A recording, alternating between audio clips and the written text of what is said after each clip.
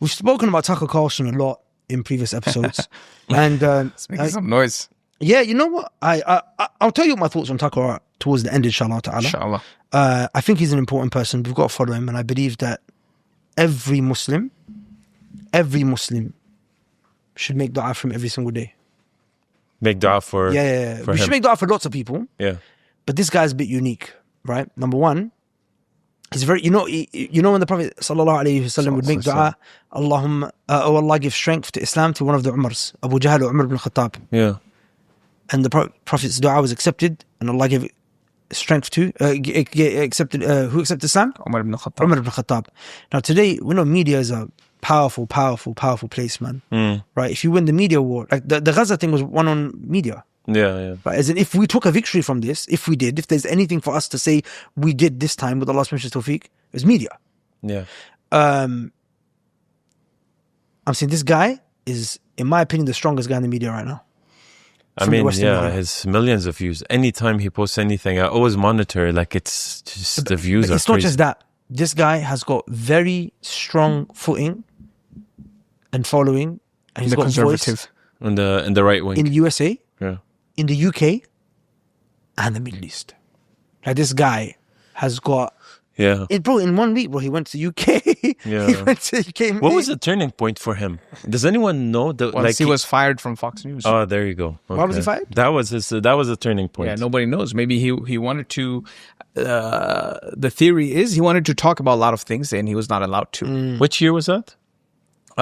20 when Trump, 21, I think, 21, Okay. 22. Yeah. Okay.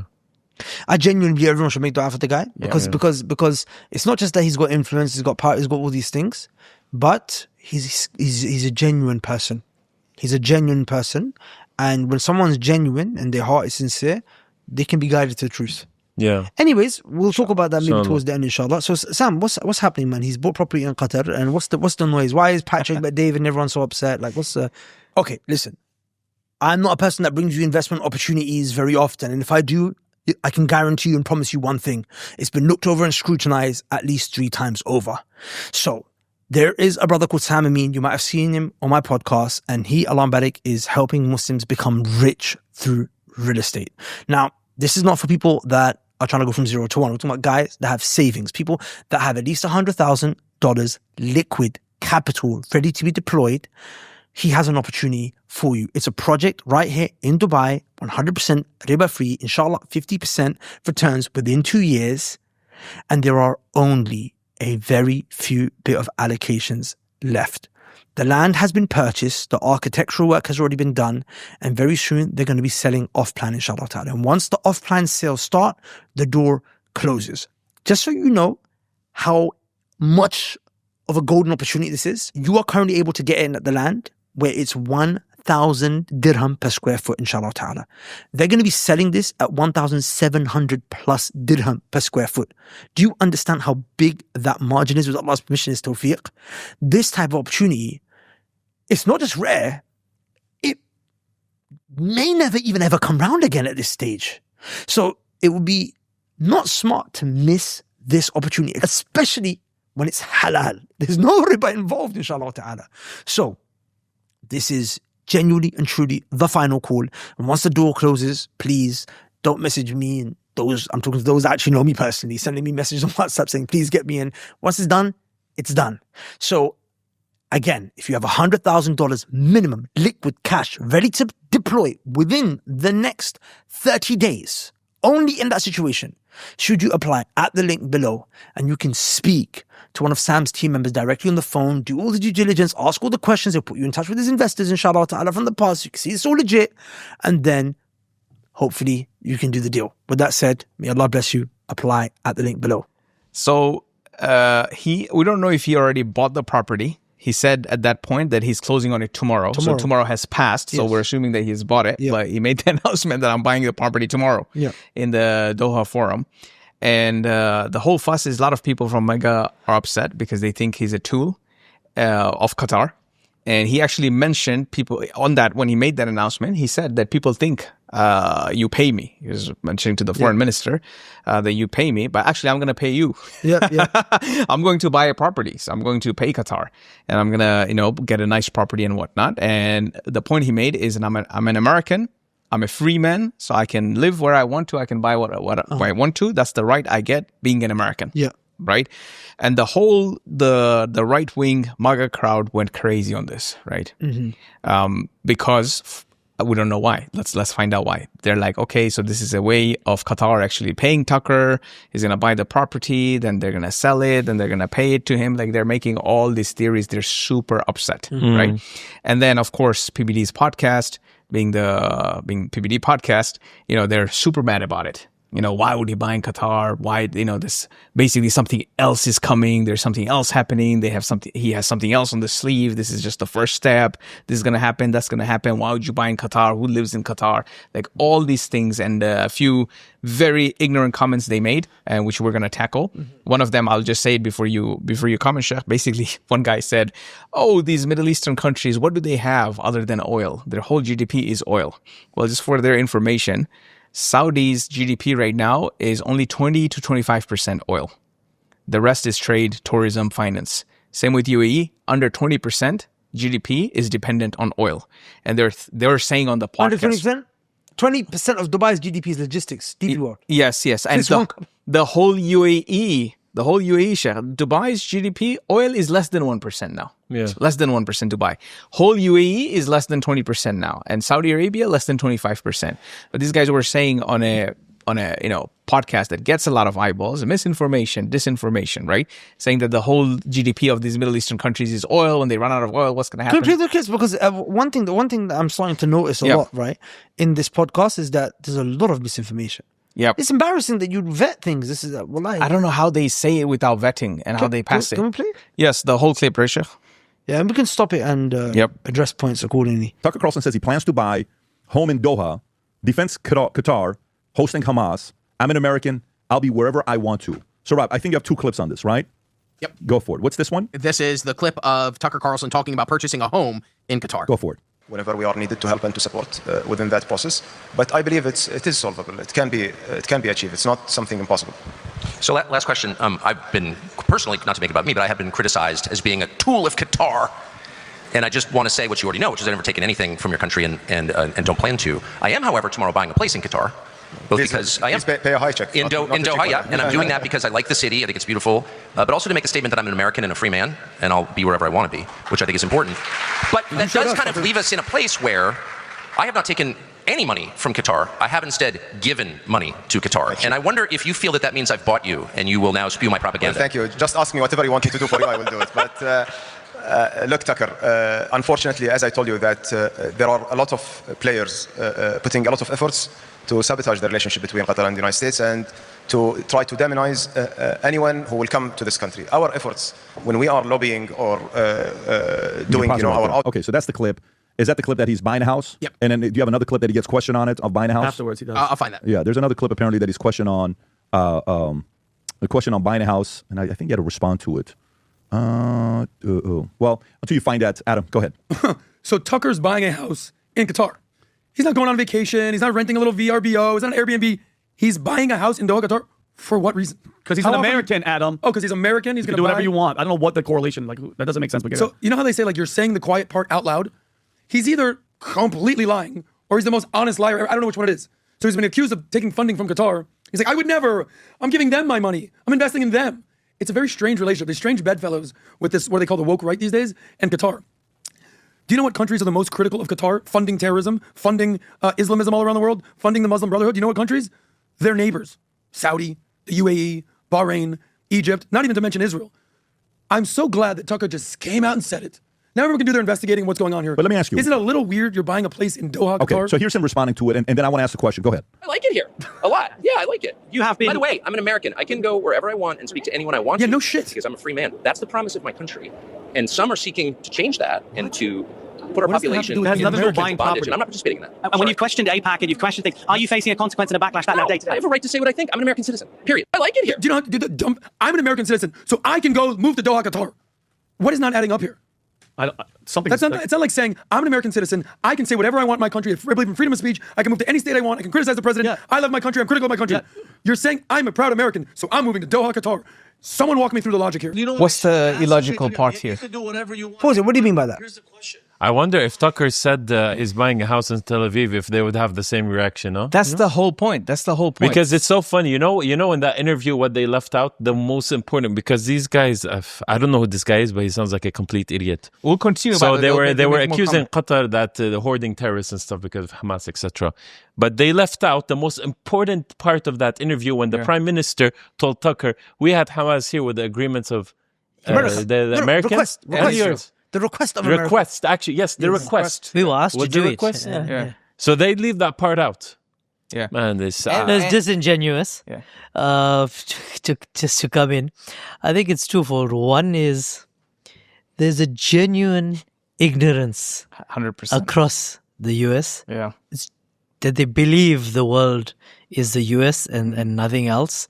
They believe it's the best city. They don't know better. They may have traveled, but vast majority are honestly unaware. They don't even have passports. That there's a better life out of the US. That's one.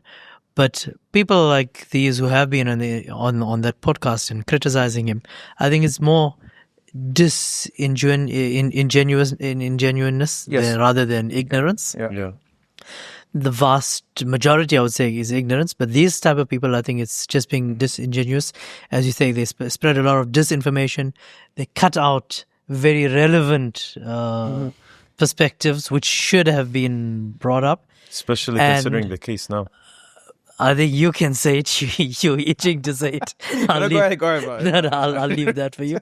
But the answer is blatant. And Sam will tell you something. You know, when you have a public rejection, public rejection or a public breakup, I think it's very hard for a man with a little bit of dignity and respect to take it, right? When it's public humiliation. And PBD was publicly humiliated by Tucker Carlson. Really? You'll ask me how. Really?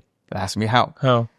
So PBD is a man, like I told you, $300 million exit. Yeah. First of all, immigrant, 12-year-old, came to the States, built an empire, exited $300 million.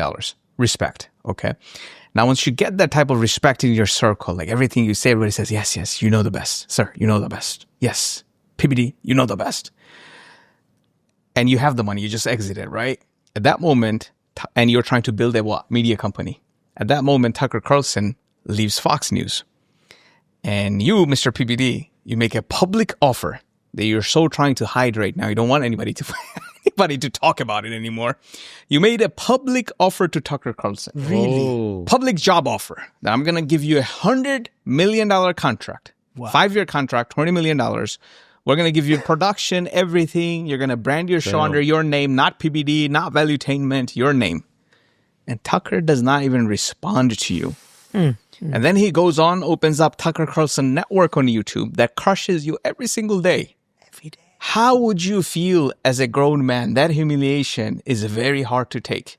And he has probably never faced that humiliation in his life because probably of course, if you're a $300 million exit, you know how to negotiate, you know how to put good offers. You did not have any public rejection like this. $100 million contract. $100 million contract. The man did not even respond because he made a public offer. The man did not even respond. Can I ask you a question? Has Tucker ever been on PBD show? Never, but PBD has been on Tucker's show. He's been on the show, yeah? He's been on Tucker's show, but Tucker never even brought up the offer or anything. They just chilled. Because these guys talk about Tucker like almost every day now. Yes, he's obsessed, and Tucker does not even take his name. So it's like that jealous boyfriend who got publicly humiliated by the girlfriend he thought is his girlfriend, but actually the girl never said yes.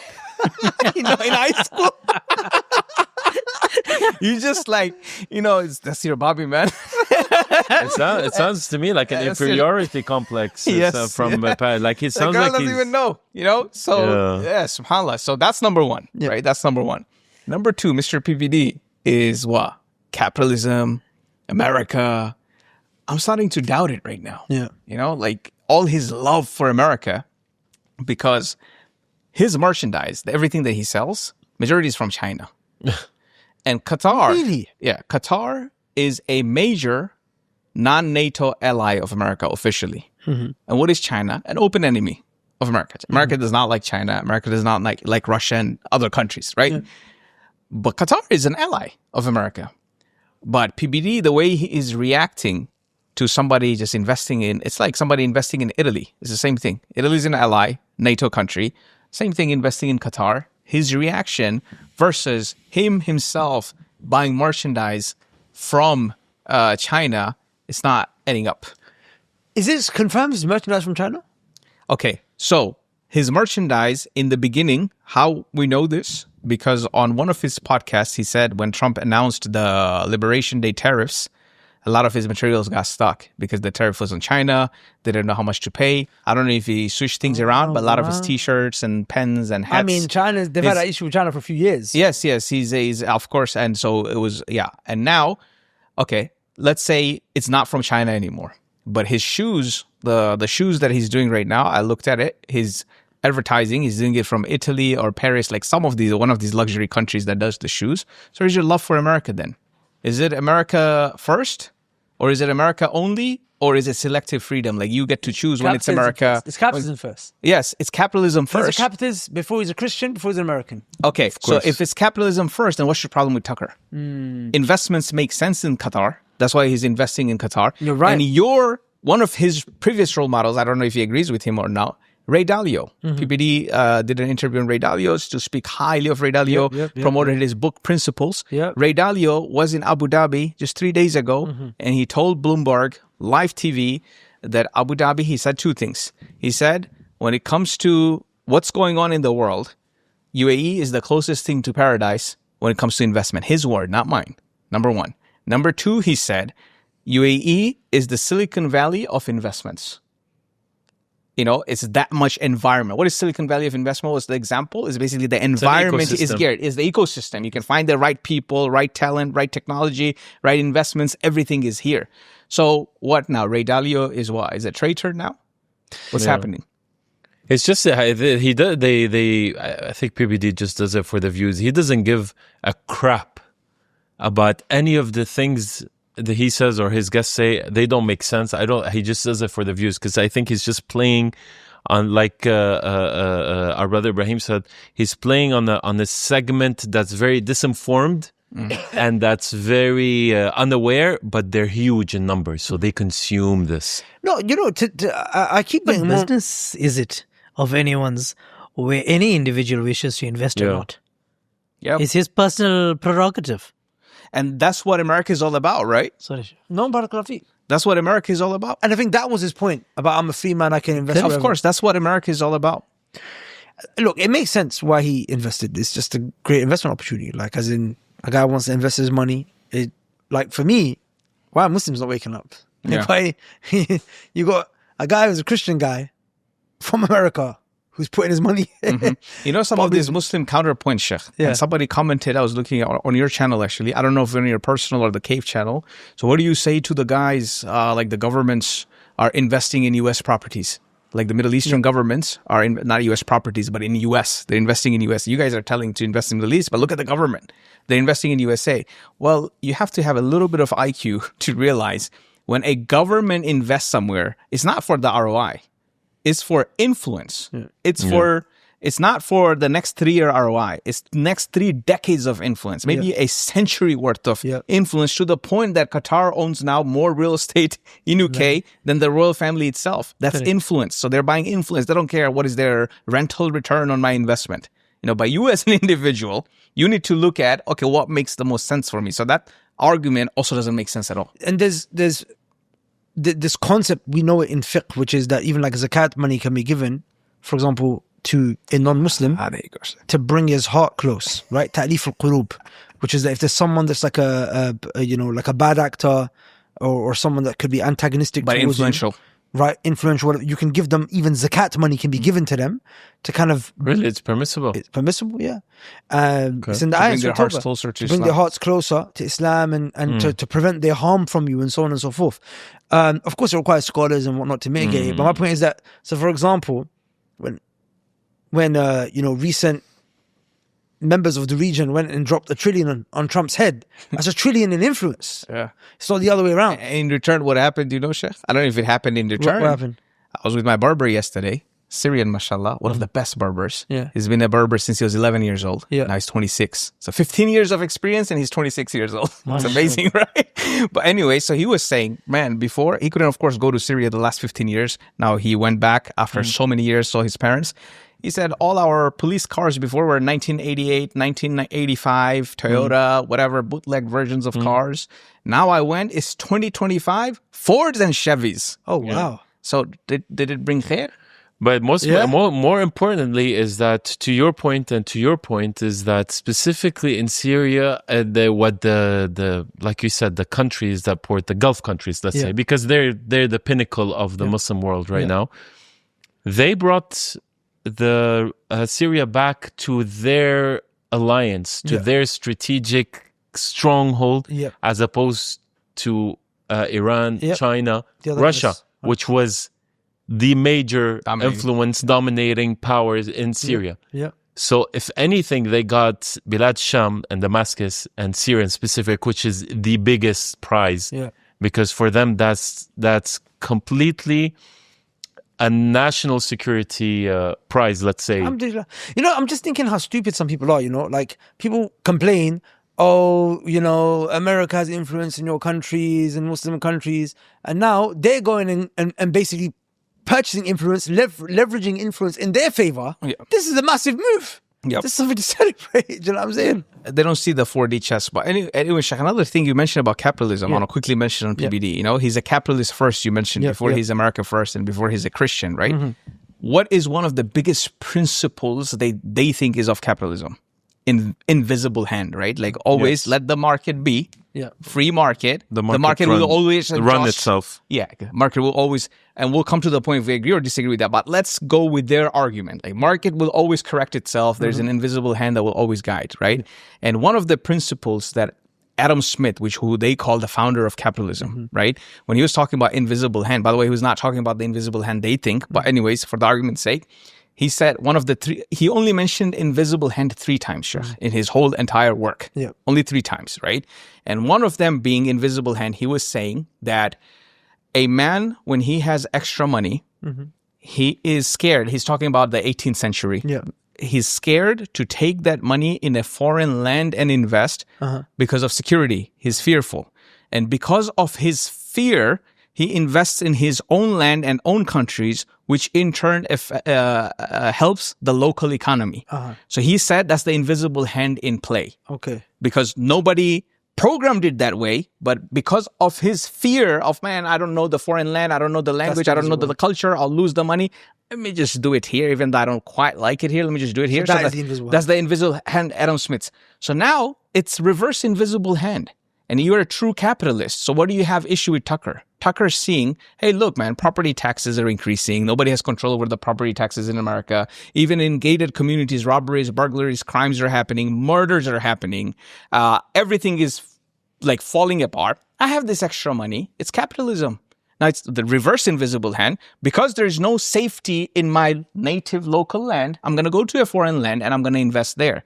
So a true capitalist should have never a problem with anybody investing anywhere unless you are a selective capitalist.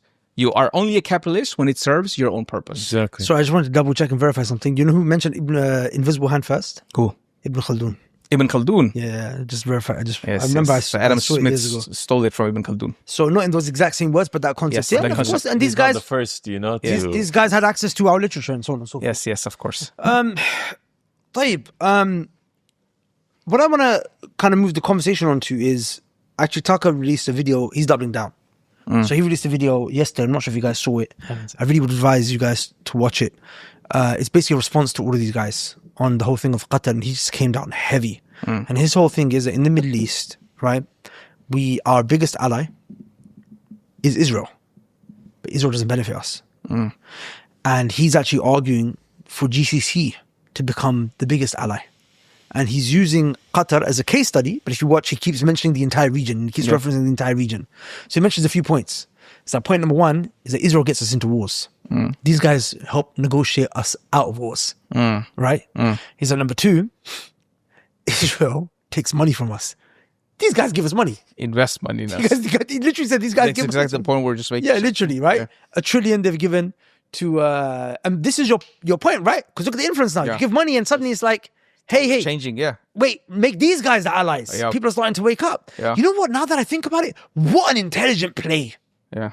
To give $1 trillion in this particular climate when the whole country, everyone's like, those guys are robbing us. Yes.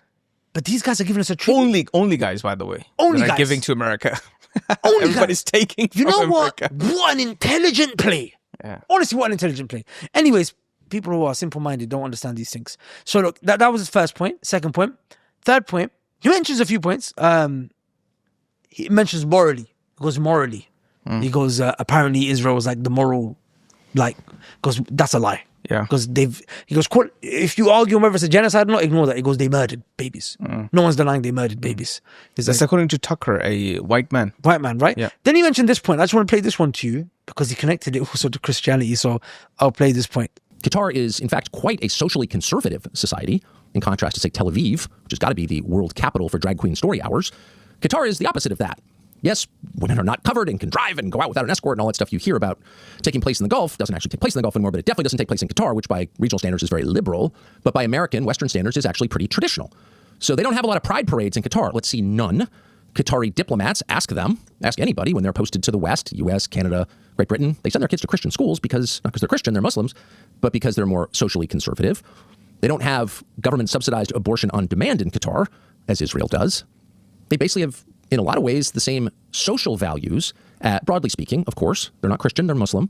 But broadly speaking, very similar social values to a lot of Trump voters. There's a big emphasis on marriage and spending time with your family. I'm not trying to talk it up too much. It's different. It's not my culture. But I guess the point is, if Qatar was really in charge of our culture, it wouldn't look like this at all.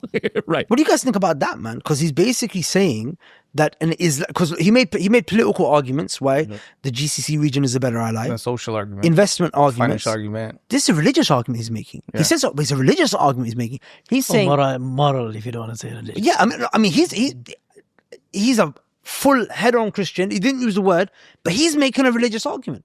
Yeah. You see, these guys it's like the same what we say, right? We say, if you're going to ally with someone, don't ally with the atheist, ally with the Christian, because he's close, he's Ahlul Kitab. Okay. Of course, they're not Muslim. We're not saying that they are. We're two separate things. Yes. But that guy's going to be better than the atheist. Yep. And he's making that argument in reverse. He's saying, in Tel Aviv, in Israel, they've got basically LGBTQ+, atheism is on the rise, liberal, all of that stuff. These guys are better allies even on that level. I think he's, in my opinion, he's just addressing the average American Joe that is very, very, very tired and stressed from everything. Yeah. He's tired and stressed that the cost of living is unbearable. He's tired and stressed that he doesn't have control over his kids anymore because of all these agendas and these legislation that they push to sort of give kids more freedom than they deserve at a specific age. The average Joe is tired of sending his family or his sons to war and wars that they don't even they have nothing to do with.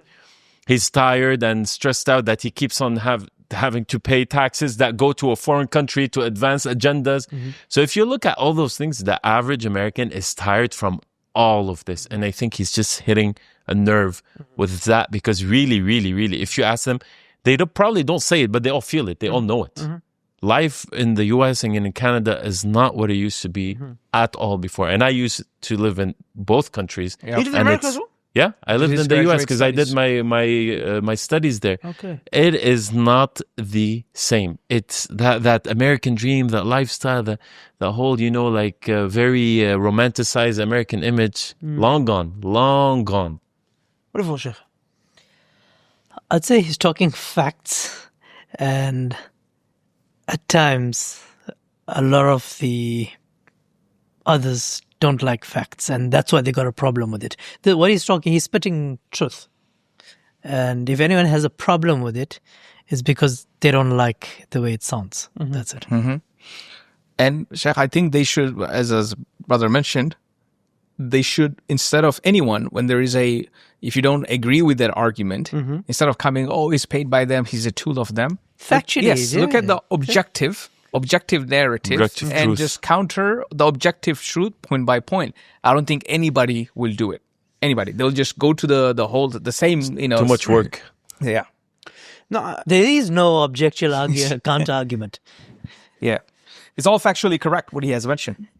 No one could come up with a factual. And coming from a man who has visited both countries, by the way. Yeah. It's not like he has visited one country, he's been to Qatar and he got a red carpet and he has not seen the other country. He has been into both countries. He knows what's going on. I try and play another clip from the same podcast, right? Because he actually visited. I just wonder how many views do these specific all million plus. This one is on 800,000 in just 2 days. Yeah. It's got more views combined than the last two podcasts he released. Yeah, he has nothing less than million over time, basically. Yeah, no, but things specific to like Qatar and the GCC, it's also it's getting a lot of traction. Just good. So this clip I want to show you now is actually crazy because we know that in Gaza they were killing journalists and not letting journalists come in, right? Yep. This guy's a journalist. Yes. So when the war actually kicked off, there were some people that managed to escape and they were taken as refugees and placed in a compound inside of Doha, right? Mm-hmm. These are kids, and he was taken to visit them.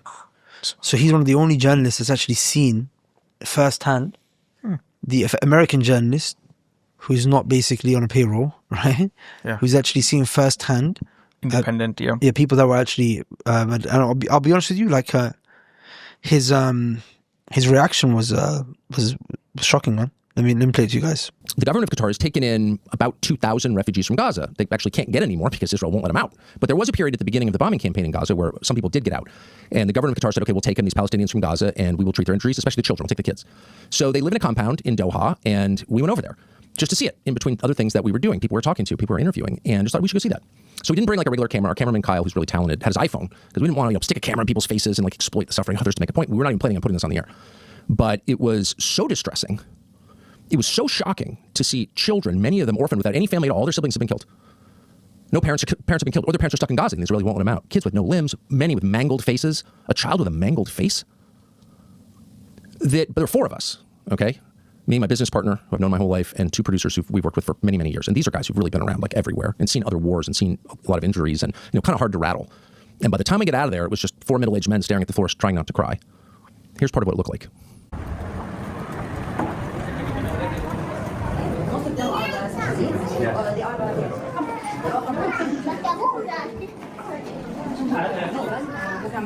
due to war Gaza. Most of them needs children with special needs, or they are. How many have two parents?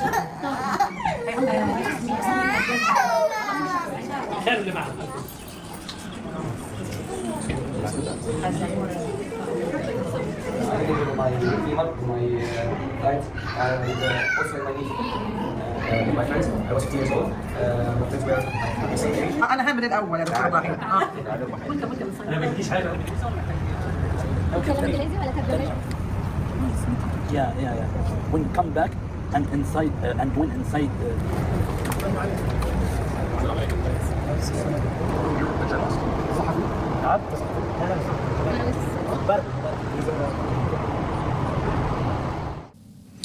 There's an awful lot we left out of there.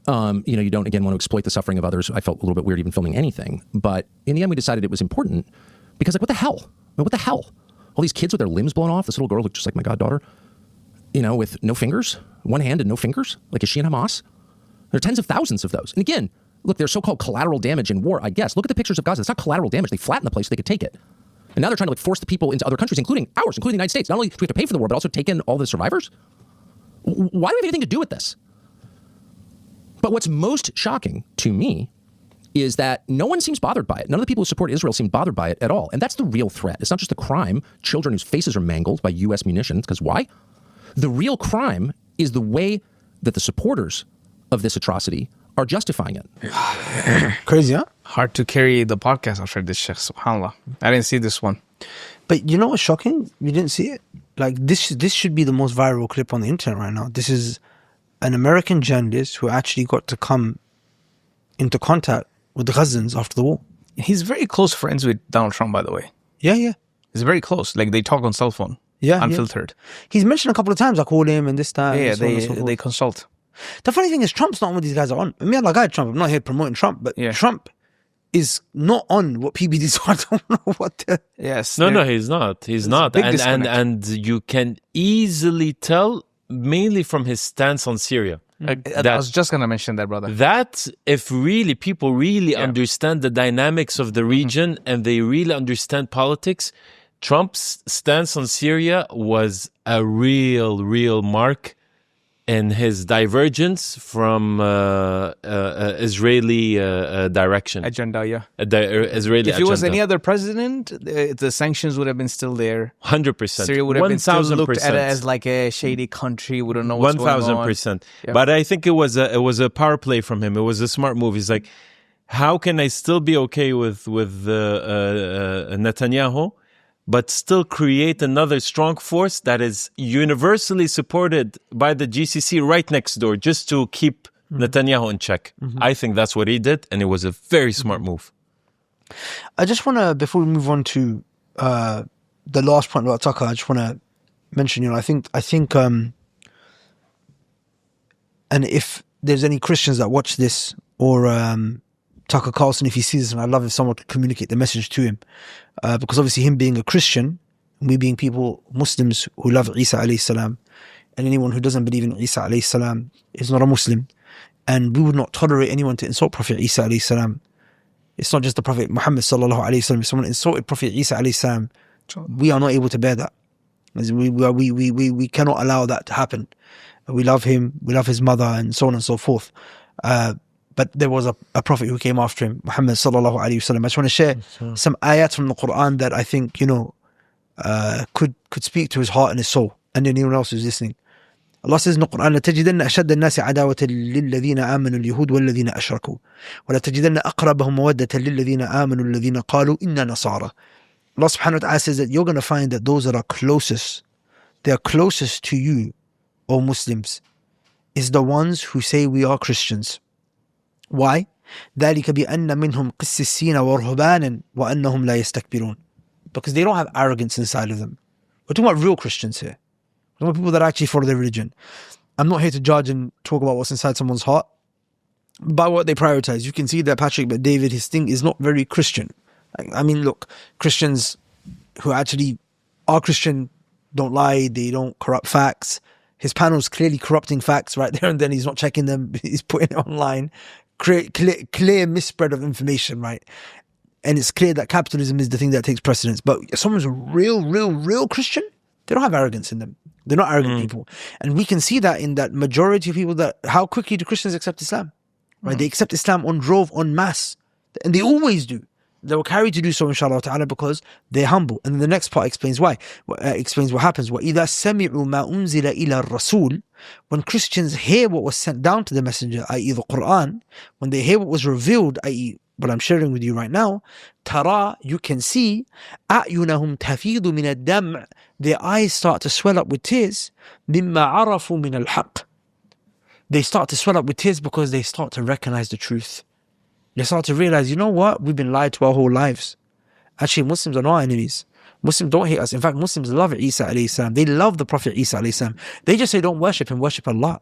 They just say, he is a man, a great man, a phenomenal man who performed miracles. He brought the dead back he brought the dead back to life with Allah's permission. He cured the leper. He cured the blind man with Allah's permission. With Allah's permission is what he did. Right? And it says in the Bible that when he prayed, he would fall on his face and he would pray to Allah Azza wa Jalla. And then you're like, wait, there's another book that confirms it and it's in line with the Quran. And actually, people who claim to be Christian are now supporting LGBT and murder and genocide all around the world. But then there's Muslims who literally are doing what Jesus, they pray like Jesus prayed. They pray to the one who Jesus prayed to. Right? Their women cover like Mary covered. They don't eat pork like Jesus didn't eat pork. They literally are following Isa alayhi salam. So their eyes start to swell up with tears. مما عرفوا من الحق يقولون, and then they start to say ربنا آمنا, our Lord, we have believed, فاكتبنا مع الشاهدين, write us down as the witnesses. وما لنا, and this is the thing, right now they're getting on to Tucker Carlson like he's done a crime. وما لنا لا نؤمن بالله. Why would we not believe in Allah? Why would we not believe in the truth? Right? وما جاءنا من الحق, and what has come to us from the truth. وَنَطْمَعُ أَن يُدْخِلَنَا رَبُّنَا مَعَ الْقَوْمِ الصَّالِحِينَ. Don't we want Allah to put us in paradise? We want Allah to accept us. We want God to give us paradise. So why would I not accept the truth when it came to me? That's their argument. The real Christians, they say, why am I going to reject the truth? do I want to go hell? I want to go paradise. Yeah. Do you know what I'm saying? And you can kind of sense that in Tucker, man. May Allah guide him. I mean, فَأَثَابَهُمُ اللَّهُ بِمَا قَالُوا. Because of what they said, because of this recognition of the truth and what they say and what they believe, قالوا, Allah said, I give them جَنَّاتٍ تَجْرِي مِن تَحْتِهَا الْأَنْهَارُ خَالِدِينَ فِيهَا. I give them paradise, underneath which rivers flow, and they will remain there for eternity. وَذَلِكَ جَزَاءُ الْمُحْسِنِينَ. And that is the reward for those who do good. And then Allah says, وَالَّذِينَ كَفَرُوا. Those who disbelieve. وَكَذَّبُوا. They lie. They reject the truth. They play with the facts. They know they're not humble like the Christians, or the real Christians, rather they're arrogant. بِآيَاتِنَا أُولَٰئِكَ. Those people, أَصْحَابُ الْجَحِيمِ. They're the people who are going to burn in the hellfire.